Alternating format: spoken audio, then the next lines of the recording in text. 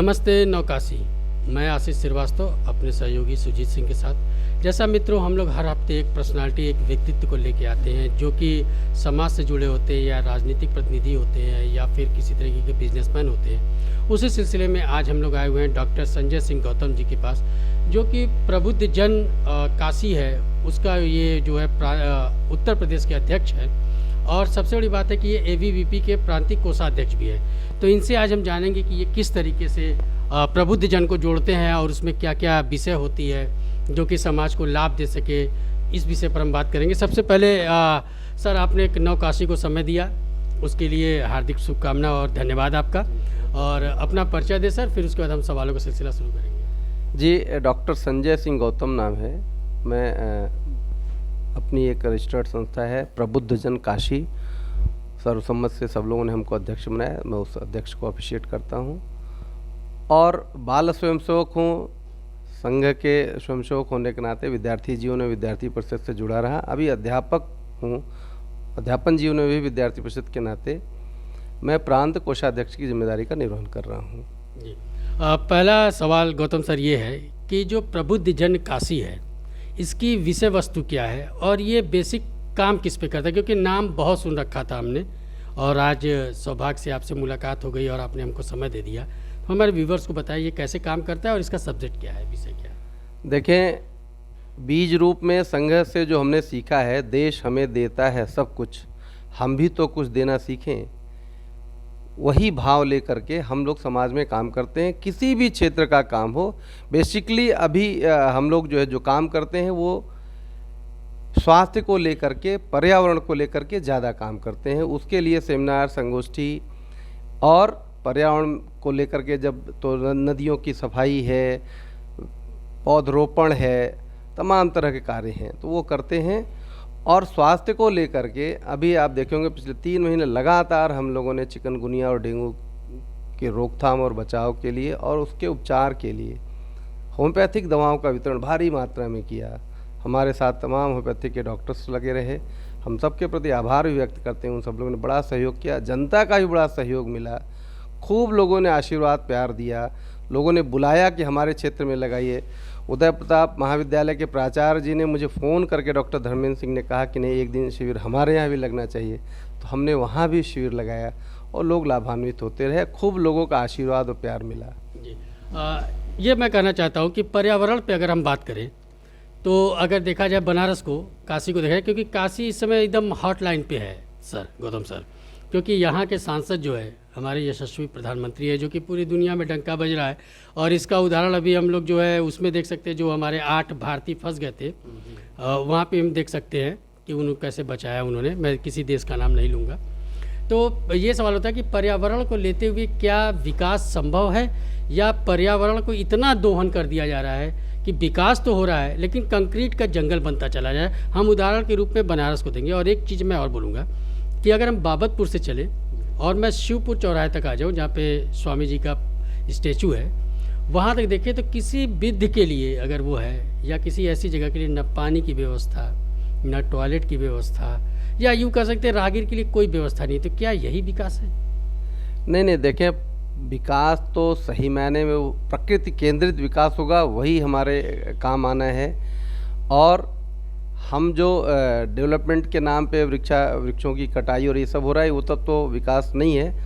हमारी जो यशस्वी प्रधानमंत्री जी हैं वह भी पर्यावरण को लेकर के, और हमारे संघ में एक प्रकल्प ही चलता है, एक गतिविधि चलती है पर्यावरण गतिविधि की।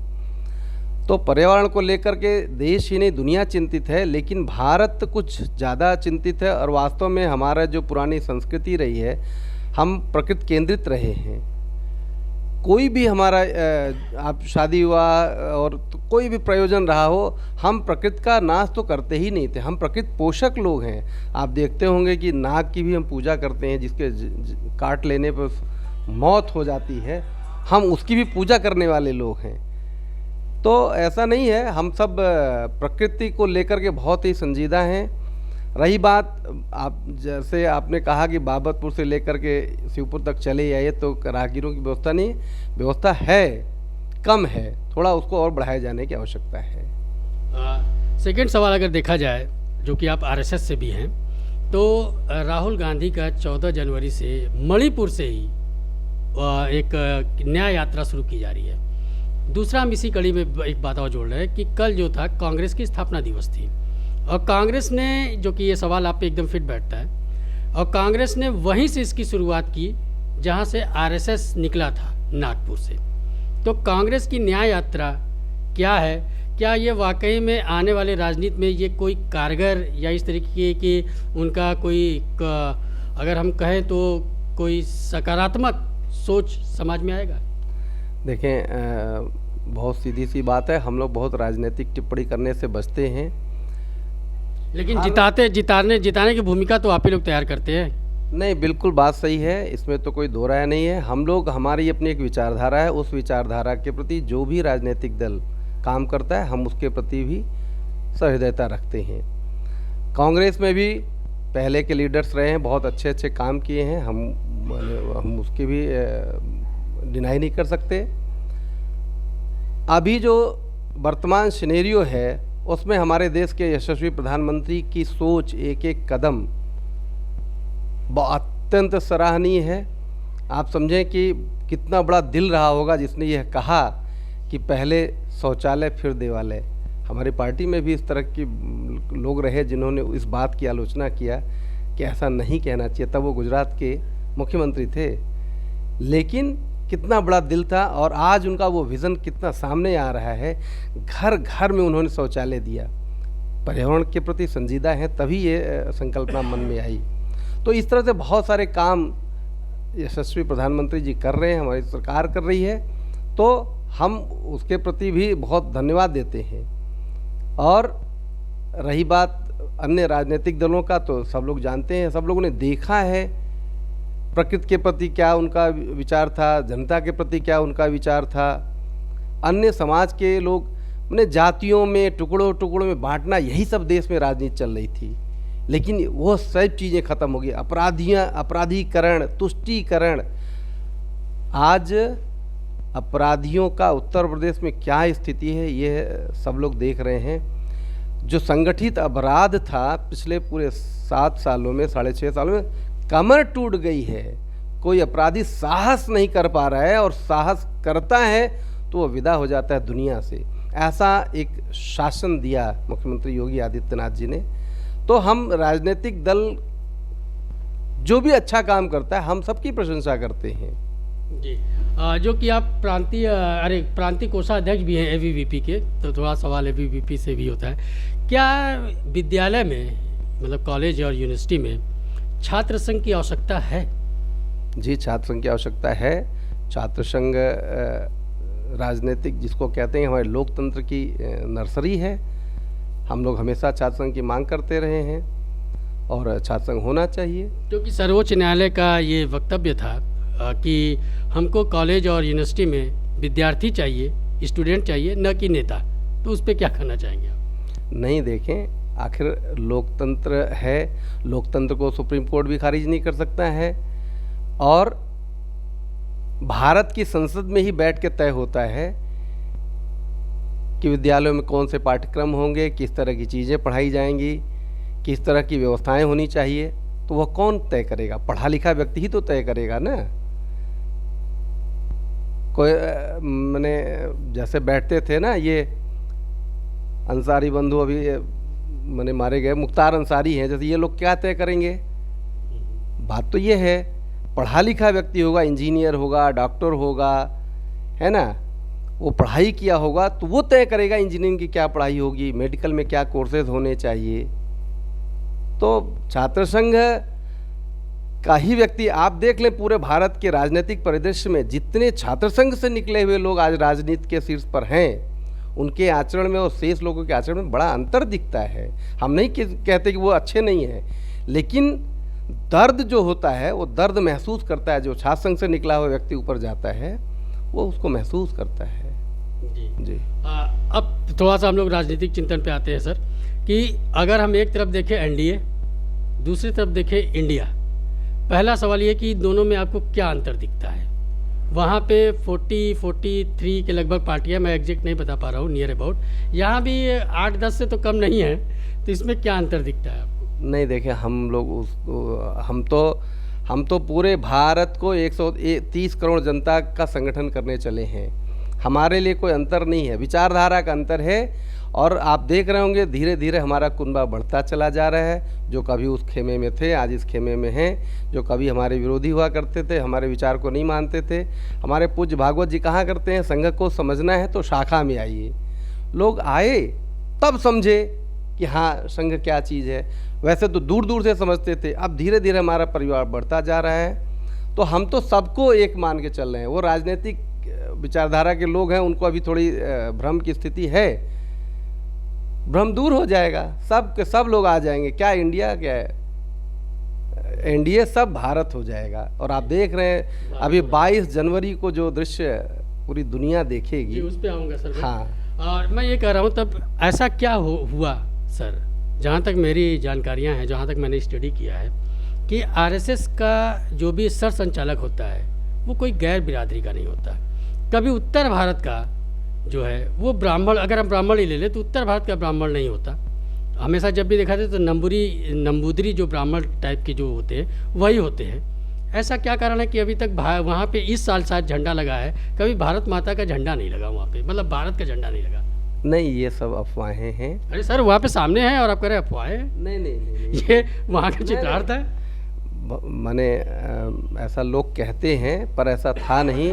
दूसरी बात आप ये जान लें, उत्तर प्रदेश के ही रहने वाले थे पूज्य राजेंद्र सिंह जी रज्जू भैया, वो हमारे सरसंघचालक रहे। तो यह कहना कि ब्राह्मण बिरादरी के ही लोग रहते हैं, ये समाज का भी चिंतन नहीं है, ये कुछ राजनीतिक लोगों का चिंतन रहता है जो गंदगी खोजते रहते हैं, ये उनका चिंतन है। हमारे यहाँ हम तो जाति, मैं आपको बता दूं, मैं 25 साल 30 साल काम किया, लोग मेरी जाति नहीं समझ पाए कि मैं किस जाति का हूँ। यही तो हमारी कार्यशैली, ये तो हमारी पहचान है। हम जाति के नाते कोई काम ही नहीं करते हैं। हमारे यहाँ जातीयता, बहुत सारे लोग संघ के बारे में यही कहते हैं कि यहाँ तो जाने पर पता ही नहीं चलता कि कौन कौन क्या है। महात्मा गांधी जी आए थे हमारे एक बार वर्ग में और उन्होंने इस बात को देखा और उन्होंने कहा कि मैं नौजवान होता तो अपने को संघ के हवाले कर देता। जी। तो सर तो इसके मतलब आने वाले समय में हम नाथूराम की गोडसे की जय बोल सकते हैं? नहीं नहीं, नाथूराम गोडसे की जय कैसे कह सकते हैं? नाथूराम जी का अपना विचार रहा है, उन्होंने किन परिस्थितियों में क्या कर दिया, ठीक है ना। हम कभी उनकी प्रशंसा नहीं करते, हम उनकी आलोचना कर सकते हैं, वो जो हुआ। लेकिन कहीं न कहीं गांधी के भक्त रहे हैं वो भी, तो हमको गांधी जी के विचारों से मतलब है। गांधी जी के विचार अति प्रशंसनीय है, आज भी अनुकरणीय है, ठीक है। कुछ कार्य ऐसे हो सकते हैं जिससे नाथूराम गोडसे जी प्रभावित हो गए होंगे, वो दुर्घटना घट गई, तो हम उस विषय में बहुत टिप्पणी नहीं कर सकते हैं, हम उनकी प्रशंसा नहीं कर सकते, ठीक है। हाँ सर, अगर हम लोग मंदिर पे देखें, अयोध्या धाम जंक्शन बनने जा रहा है और उसका नामकरण भी होने जा रहा है, तो अगर क्या इसी तरीके से जिस हिसाब से अयोध्या बना, हमारे काशी कॉरिडोर बने और अब हम लोग जो है मथुरा पे लगाए हुए, तो मथुरा के वहाँ पे भी इसी तरीके का विवाद है, कुछ मुस्लिम शाही मस्जिद और ये वो, तो इसको लेके सर आपकी जो दृष्टिकोण क्या है? क्या ये वाकई में विवादित मुद्दा था कि ये सिर्फ हिंदू का ही एक क्षेत्र था, वहाँ पे कुछ कारणवश मुस्लिम उस पर कुछ दिनों के लिए आ गए और अब फिर से जो है कम बैक हम कर रहे हैं? नहीं देखिए, भारत में मुस्लिम तो कोई था ही नहीं। आज भी जो भारत के मुस्लिम हैं, हमारे पूज्य भागवत जी ने कहा है ना कि डीएनए सबका, तो अगर आप देखेंगे तो कोई भी आज जो भारत के मुस्लिम लोग हैं, मुस्लिम बंधु हैं, वो सब यहीं के हैं। 4 पीढ़ी 5 पीढ़ी पहले सब हिंदू थे। ये सब राजनीतिक दलों का प्रोपोगंडा है, ये कोई विवाद नहीं था। काशी मथुरा अयोध्या कहीं कोई विवाद नहीं था, विवाद पैदा किया गया कुछ राजनीतिक लालच बस, सत्ता के लालच बस, ये सब पैदा किया गया। और अब वो सब चीज़ें दूर हो रही हैं, एक झटके में अब सब चीज़ें ख़त्म हो जाएंगी, क्योंकि जनता जनार्दन अब जाग चुकी है। पहले इन लोगों ने बांटने का बहुत प्रयास किया, आज भी कुत्सित प्रयास चल रहा है, लेकिन सफल नहीं हो पा रहे हैं। 70 साल लोगों ने चला के देख लिया। जो कहते थे कि राम मंदिर और राम के बारे में सुप्रीम कोर्ट ने उन्होंने कहा कि राम काल्पनिक हैं, राम थे ही नहीं। आज वो राम मंदिर आने के लिए लालायित हैं और कह रहे हैं ना कि निमंत्रण मिलेगा तो आऊँगा। जिन्होंने कहा कि काल्पनिक हैं अब वो राम मंदिर आएंगे।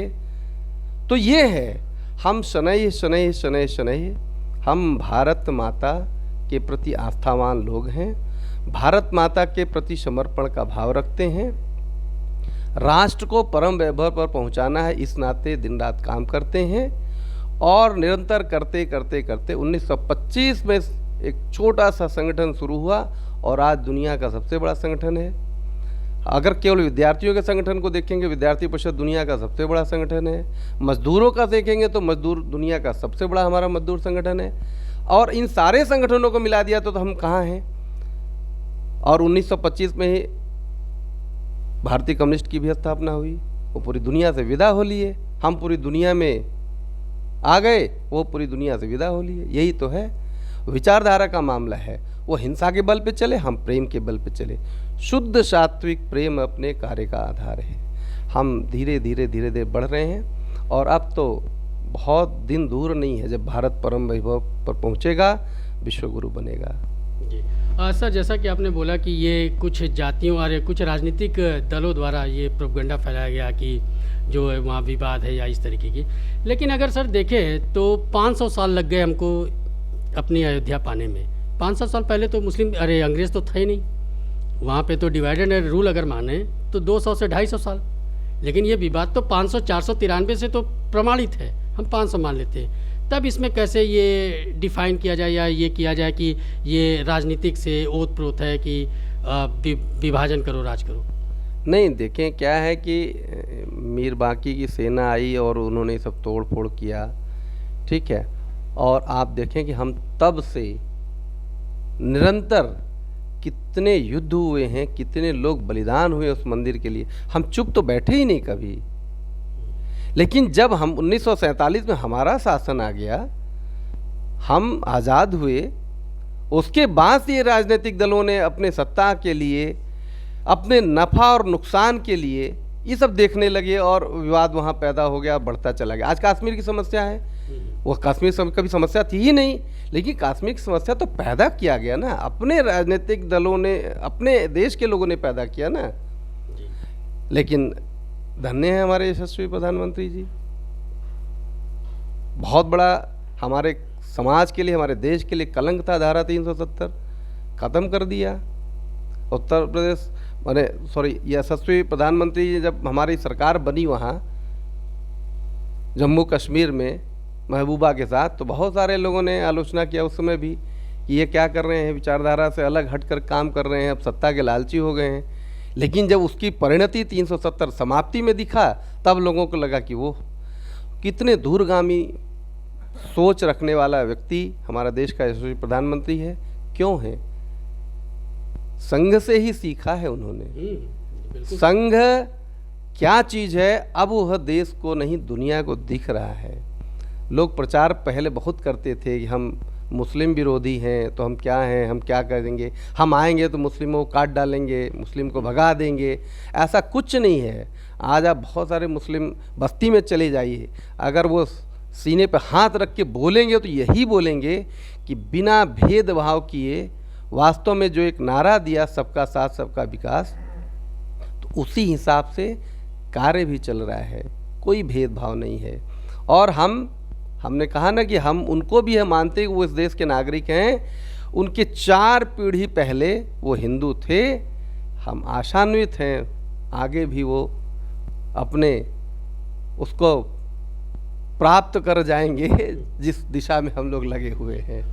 सर 2 सवाल, लास्ट 2 सवाल। पहला सवाल लास्ट 2 में से कि हम हिंदू राष्ट्र, जैसे कि आपने बताया कि हम इन लोग के जो पूर्वज थे वो भी हिंदू ही थे, तो क्या हिंदू राष्ट्र कब तक आपकी नज़र में बन जाएगा? और दूसरा सवाल इसी से जुड़ा हुआ है कि भारत की वर्तमान राजनीतिक परिदृश्य किस तरफ जा रही है, और अगर हम विरोधी दल को भी देखें कि ये एक तुष्टीकरण की राजनीति हो रही है। अगर विरोधियों की मैं बात करूं, केवल एक वर्ग, एक संप्रदाय, एक धर्म, एक जाति को लेकर चलने वाला, मैं उदाहरण के रूप में सपा को लूँगा, अपने यूपी में हम लोग बैठे हुए हैं। एम और वाई की जो समीकरण थी, ये कहाँ तक अब असफल होगी? पहला सवाल है सर कि हिंदू राष्ट्र कब तक हम लोग बन जाएंगे? नहीं देखिए, उसके तो कोई डेडलाइन तो देना तभी एक नियर अबाउट। नहीं, हम डेडलाइन तो खैर नहीं दे सकते हैं, लेकिन हम लोग अब यह ज़रूर कह सकते हैं कि अब हम बिल्कुल नज़दीक पहुंच गए हैं। हाँ, और रही बात तमाम अन्य राजनीतिक दलों की, वो क्या क्या समीकरण बनाते हैं, मैंने कहा ना वो देखते हैं कि क्या क्या समीकरण हम लागू कर दें तो हम सत्ता में पहुंच जाएंगे। और उन सभी राजनीतिक दलों के केंद्र में थे हमारे मुस्लिम बंधु। अब उनका भी विचार बदला है। अब उनके केंद्र में मुस्लिम बंधु नहीं रह गए। अब उनको यह समझ में आ गया कि हिंदुओं को हम बांट करके, हिंदुओं को छांट करके, हिंदुओं को अलग करके हम सत्ता प्राप्त कर लेंगे, ऐसा संभव नहीं है। ये उनको समझ में आ गया, उनके आकाओं को भी समझ में आ गया है। तो इसलिए उन सब लोगों ने भी अपने विचार बदले हैं, है ना। हाँ, अभी कुछ लोग हैं जो थोड़ा फुदकते रहते हैं, स्वामी प्रसाद मौर्य जैसे लोग।